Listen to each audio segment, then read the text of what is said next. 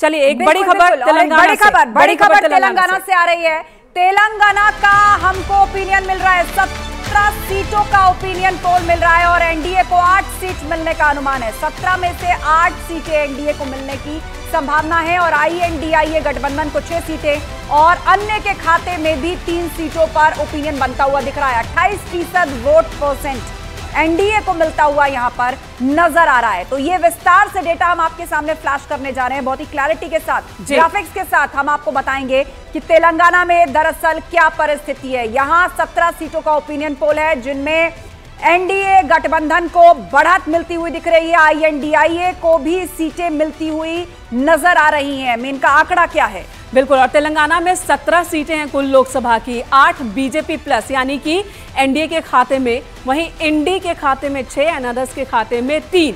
और अगर ऐसा होता है तो वाकई ये बीजेपी के लिए एक राहत की बात है, क्योंकि ये तेलंगाना साउथ का एक बहुत ही अहम राज्य और यहाँ पर कर्नाटक के बाद तेलंगाना वो जगह हो जाएगी जहाँ पर बीजेपी मजबूत स्थिति में बीजेपी गठबंधन बनती दिख रही है। अगर 2019 की बात कर लें, 2019 में तेलंगाना की अगर हम बात कर लें तब परिस्थितियां अलग थी। चलिए उत्तराखंड पर लौटते हैं। उत्तराखंड जहां पर 5 लोकसभा सीट और वहां पर एक बार फिर से बीजेपी बाजी मारती दिख रही है 5 की 5 पर। हालांकि हमारे साथ गणेश गोदियाल जी हैं जो कांग्रेस के पूर्व प्रदेश अध्यक्ष भी हैं, वो साफ साफ कर रहे हैं कि जो मेगा ओपिनियन पोल में हम दिखा रहे हैं आंकड़े वैसे नहीं होने वाले हैं, परिस्थितियां बदल जाएंगी, तस्वीर बदल जाएंगी जब नतीजे होंगे। निरंजन पोद्दार जी भी हमारे साथ मौजूद है और उत्तराखंड से हमारे एक और वरिष्ठ पत्रकार हमारे साथ मौजूद है। भट्ट साहब, आपके पास आती हूँ। उत्तराखंड में जो मुद्दे कांग्रेस उठा रही है और जिस तरह से उठा रही है, क्या वो है मुद्दे या फिर कांग्रेस आपस में ही कंफ्यूज है? विस्तार से इंटरव्यू लिया है। अगर मैं यहां नहीं बैठा होता तो एडिट करवा रहा होता उस इंटरव्यू को। मैं आपको कुछ चीजें बताता हूं। 2017 से लेकर और 2022 तक 6 चुनाव हो गए हैं, 2 विधानसभा के और 2 लोकसभा के, एक स्थानीय निकाय का चुनाव नगर निगम का और एक जिला पंचायतों के चुनाव। इन 6 चुनाव में बीजेपी आगे रही है, यह बिल्कुल स्पष्ट है। 2022 के चुनाव में गणेश गोदियाल साहब कह रहे थे कि जो मुद्दे हैं हम आगे रहे हैं। 2022 का चुनाव एक ऐसा चुनाव था जो टक्कर का चुनाव हो गया था बीजेपी और कांग्रेस के बीच में। लेकिन जो बीजेपी की खासियत है, उसका संगठन तो है ही, उसका जो शीर्ष नेतृत्व जिसे बीजेपी कहती है, उसके पास ऐसे चमत्कारिक चेहरे हैं कि वो कुछ विधानसभाओं में जाते हैं और खेल को पलट देते हैं। चाहे आप पौड़ी की श्रीनगर सीट का जिक्र कर लें जिसमें गोदियाल साहब खुद 300 के आसपास वोटों से हारे थे, आप रितु खंडूड़ी की सीट देख लीजिए कोटद्वार की, आप टिहरी की सीट किशोर उपाध्याय की देख लीजिए, आप नरेंद्र नगर की सीट सुबोध उनियाल की सीट देख लीजिए। ऐसे करीबन 10-12 सीटें आप अंदाजा लगा लीजिए जहां पर चुनाव पलट गया और बीजेपी सत्ता में वापस बनी रही और कांग्रेस के हाथ से बाजी छिन गई। ये एक घोषित सत्य है। अब कांग्रेस की जो रणनीति है, किन मुद्दों पर वो काम कर रही है, ये सारी स्ट्रैटेजी चुनाव जिस दिन मतदान हो रहा है उस दिन तक बनी रहेंगी। ये एक महत्वपूर्ण मुद्दा होता है क्योंकि प्रधानमंत्री की अगर रैली होती है, योगी आदित्यनाथ की रैली होती है, तो बहुत सारा खेल उत्तराखंड में पलट देते हैं। तो जो मुद्दों की बात गोदियाल साहब कर रहे हैं वो मुद्दे हो सकते हैं, अग्निवीर हो सकती है, लेकिन क्या जो प्रदेश की जनता है वो कांग्रेस को वोट देगी बीजेपी को छोड़कर? ये देखना होगा। क्योंकि एक आंकड़ा और आपको दे रहा हूं मैं, गोदियाल साहब की सीट पर ही हमने उनसे भी यह सवाल पूछा था, 68% वोट बीजेपी को मिले थे 2019 में और 28% वोट मिले थे कांग्रेस को, तो 40% का गैप है। कितनी बड़ी चुनौती कांग्रेस के लिए ये होगी, ये समझना बहुत मुश्किल है। बहुत आसान है कि 40% के गैप को फिल करने की बड़ी जिम्मेदारी गोदियाल साहब के ऊपर है और ये कितनी सक्रियता से इस गैप को भरेंगे। यानी कुल मिलाकर कांग्रेस के सामने चुनौती बड़ी है, क्योंकि अब हाल ही में आप देखिए कि जिस दौरान ये सर्वे कंडक्ट किया गया था उस दौरान सीए की बात नहीं थी, लेकिन अब वो भी देश में लागू हो चुका है और भी बहुत सारी बातें हैं जिनका जिक्र हुआ है। चुनाव नजदीक आएगा तो मुमकिन है कुछ और मुद्दे बड़े होंगे या कुछ और मुद्दे खड़े होंगे विपक्ष को, लेकिन कड़े संघर्ष के लिए तैयार रहना होगा, ये तय है। निरंजन पोद्दार जी हमारे बीच में है। निरंजन पोद्दार जी, आप क्या वजह देख पा रहे हैं? उत्तराखंड जैसा स्टेट 2014, 2019 और 2024 में भी उसी तरह की जीत दोहराती हुई बीजेपी नजर आ रही है यहाँ पे। देखिए कांग्रेस अदर्स का खाता भी नहीं खुल रहा है। हाँ, देखिए आस्था जी, अगर मैं उत्तराखंड की बात करूं तो निश्चित रूप से हो सकता है कि अंकिता भंडारी का मुद्दा हो, लेकिन यहाँ पे इस चीज को भी आपको समझना पड़ेगा कि केंद्र का चुनाव है और जनता जो है वो ऐसी जो चीजें होती हैं इनको लोकल चुनावों के अंदर तो इन चीजों को ऊपर वोट कर देती है, लेकिन जो राष्ट्रीय चुनाव होता है उसके अंदर वो बहुत सारी चीजें देखती हैं, जिसके अंदर इंटरनल सिक्योरिटी भी है। और सबसे बड़ी बात, जिस तरीके से मुद्दा तो बनाया जाता है, चाहे रोजगार का मुद्दा हो, महंगाई का मुद्दा हो, लेकिन आस्था जी आज का जमाना ये जिस तरीके से परिवर्तित हुआ है भारत की राजनीति, उसको भी आपको समझना पड़ेगा। अब जो व्यक्ति हैं, जो लोग हैं, भारत की जनता है, वो ये चाहती है कि केवल आप दूसरे के अंदर कमी दिखा रहे हैं, आप इसका कोई हमारे को इसका कोई रोड मैप दीजिए कि अगर आप सत्ता में आते हैं तो आप बोलने को तो बोल देते हैं कि हम बेरोजगार महिलाओं को 1 लाख रुपए साल का देंगे और इसके अंदर 13 करोड़ महिलाएं कवर होंगी। आप बोलने को तो बहुत कुछ बोल देते हैं, लेकिन वो 13 करोड़ लोग महिलाओं को जो 1 लाख रुपए देंगे, वो 13 लाख करोड़ रुपए का क्या मैकेनिज्म है? जो आप एमएसपी देंगे, उस एमएसपी के अंदर 18 लाख करोड़ रुपए का क्या मैकेनिज्म है? यानी कि हवा को जनता, आप अपना एक रोड मैप दीजिए कि हम यहां से रेवेन्यू जनरेट करेंगे, इस रेवेन्यू को हम यहां बांटेंगे, हम इतने रोजगार यहां पे देंगे, यहां हम इस चीज से रोजगार। लेकिन यहां पे क्या हो रहा है? यहां पे केवल और केवल आप ये समझ लीजिए एक पार्टी का या मोदी जी का केवल कुर्ता खींचा जा रहा है। और मेरे हिसाब से जनता इसीलिए जनता कनेक्ट नहीं कर पा रही और विश्वास नहीं कर पा रही। तो आप ये कह रहे हैं कि जब राज्य के चुनाव होते हैं, विधानसभा के चुनाव होते हैं तो मुद्दे अलग होते हैं, केंद्र के चुनाव होते हैं मुद्दे अलग होते हैं, जाहिर सी बात है। गणेश गोदियाल जी, जब केंद्र के चुनाव होते हैं, केंद्र में सरकार के लिए, तो जनता अब यह देखती है कि एक ऐसा सरकार चुने जो कि केंद्र में मजबूत हो। यह भरोसा आईएनडीए गठबंधन नहीं बना पा रहा है। पिछले 2 लोकसभा चुनाव से कुछ ऐसा ही नजर आ रहा है। पहले मोदी की लहर थी, 19 में भरोसा कि ये काम करेंगे, और 24 में दावा यही हो रहा है कि मजबूत सरकार के लिए ही लोगों का मत जाएगा। जी, मैं पोद्दार साहब की इस बात से बहुत ही इत्तेफाक रखता हूं, सहमत हूं कि लोग ये कहना तो आसान है कि ये प्रॉब्लम है, लेकिन लोगों को ये समझाना कि ये सॉल्यूशन है, ये मुश्किल होता है। और पोद्दार साहब, आप यकीन मानिए, हम लोगों को उन्हीं मुद्दों पर बात कर रहे हैं जिन मुद्दों के हमारे पास सॉल्यूशन है। उदाहरण के लिए, हम अगर लोगों को ये कह रहे हैं कि कांग्रेस के टाइम में फौज में रेगुलर भर्तियां हुआ करती थी और अब वर्तमान में आज की गवर्नमेंट ने इसको अग्निवीर बना दिया और 4 साल में बच्चों को जो है भविष्य खराब करने के लिए मजबूर कर दिया, तो हमारे पास सॉल्यूशन है ना, कांग्रेस की सरकार लाइए, हम रेगुलर भर्तियां करेंगे फौज की।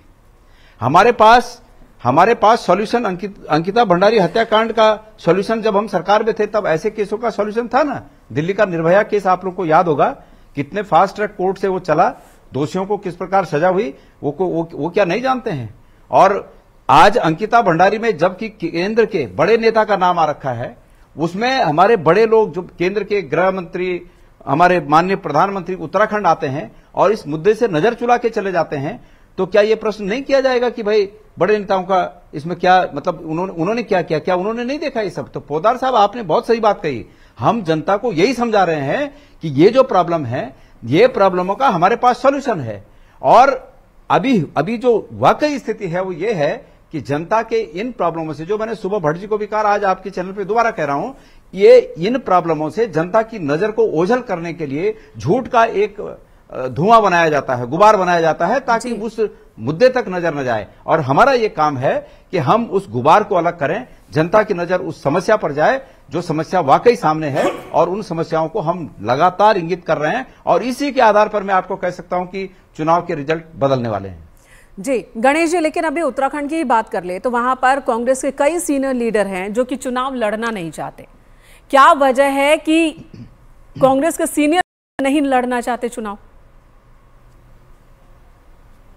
नहीं, मेरी बात सुनिए आप कि कहां नहीं लड़ना चाहते हैं। मैं गढ़वाल से शुरुआत करता हूं। अगर आप यही कर रहे हैं तो मैं गढ़वाल से शुरुआत करता हूं। गढ़वाल में मुझे चुनाव के लिए कहा गया, मैंने पहले थोड़ा हिचक की, इसलिए की कि मनीष खंडूड़ी जो पहले से चुनाव लड़ने की इच्छा रखते थे वो हमारे साथ थे। मेरा यह स्वभाव नहीं है कि हमारा एक नेता जहां चुनाव लड़ने की इच्छा रखता है वहां मैं जबरदस्ती दम ठोकूं और उनको कमजोर करूं। तो हम उनके पीछे थे, हमने कहा भाई ये चुनाव लड़ेंगे। अब वो बीजेपी में शामिल हो गए हैं तो मैंने खुलेआम कहा कि मैं चुनाव लड़ने को तैयार हूं। जहां तक मेरी आर्थिक स्थिति है, मेरी आर्थिक स्थिति बीजेपी के धन बल के सामने मुकाबला करने लायक इतनी नहीं थी, इसलिए मैंने आह्वान किया हमारे कार्यकर्ताओं का कि भाई मेरे पास ये आर्थिक स्थिति नहीं है। आज सभी लोगों ने मुझे आश्वासन दिया कि हम लोग आपकी मदद करेंगे। यहां गढ़वाल की बात हो गई, हरिद्वार में हरीश रावत जी ने बिल्कुल, हरीश रावत जी चुनाव लड़ने को तैयार हैं, तमाम बड़े नेता चुनाव लड़ने, हरक सिंह रावत जी चुनाव लड़ने को तैयार हैं, कहां बड़े नेता चुनाव लड़ने को तैयार नहीं है। हमारे अल्मोड़ा में प्रदीप टमटा जी पहले से वहां चुनाव लड़ते हैं, लोकसभा के सदस्य रहे, राज्यसभा के सदस्य रहे, अल्मोड़ा विधायक रहे, वो चुनाव लड़ रहे हैं, तो क्या वो छोटे नेता हैं? तो ये मीडिया का परसेप्शन है कि कांग्रेस के बड़े नेता चुनाव नहीं लड़ना चाहते हैं। इस बीच निरंजन पोद्दार जी कुछ पूछना चाह रहे हैं, मुझे लगता है।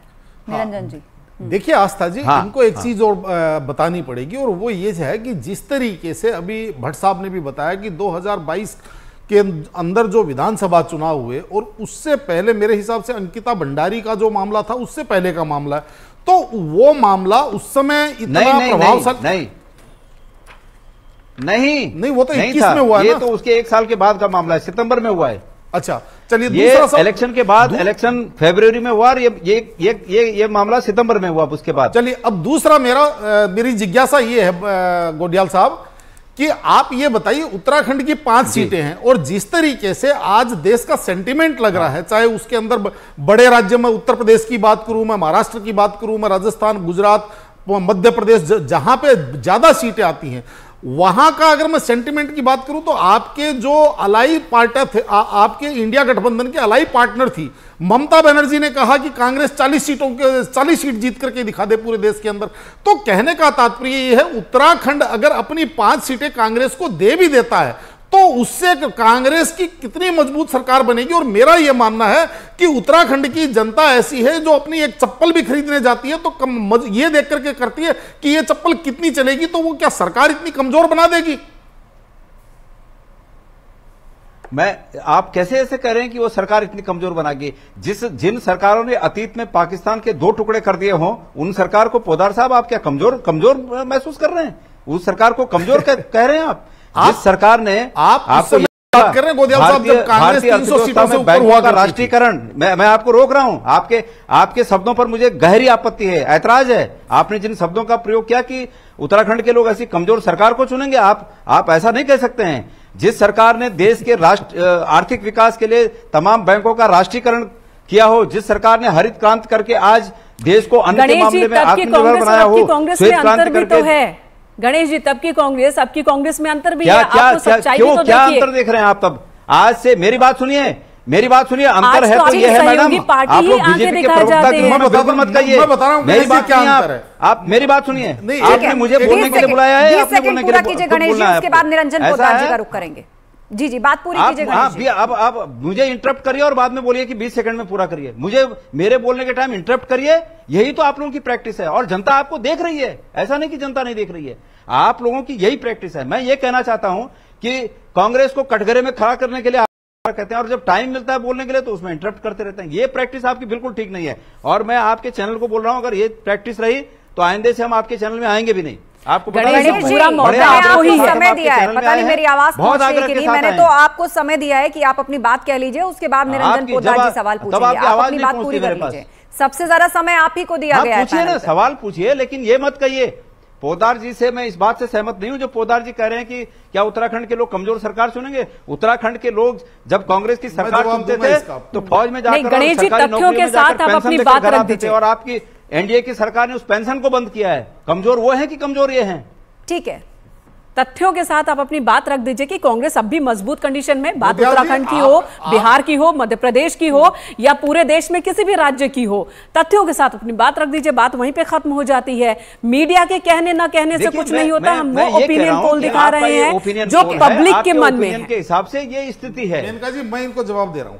ठीक है, 10 सेकंड, उसके बाद ब्रेक का वक्त हो रहा है। निरंजन पोद्दार जी 10 सेकंड। गोविंद जी, आपने उस कांग्रेस से आज की कांग्रेस की तुलना तो कर दी जब पूरे देश के अंदर कांग्रेस का एक प्रशासन हुआ। ठीक है, चलिए, अब परिस्थितियां बहुत बदली हुई हैं और हमारा भी मेगा ओपिनियन पोल यही बता रहा है कि 2024 का जो आम चुनाव है उसमें INDIA के लिए चुनौती और संघर्ष बहुत बड़ा है। बिल्कुल, और यहां पर एकजुट होकर विपक्ष को लड़ना होगा, क्योंकि अभी तो ये ओपिनियन पोल है, अभी भी वक्त बहुत है विपक्ष के पास। मीडिया पर नाराजगी दिखाने से बेहतर होगा कि जनता के बीच में जाएं, उनके बीच भरोसा कायम करें और रिजल्ट जब आए तो रिजल्ट बदल दे ओपिनियन पोल के मुकाबले।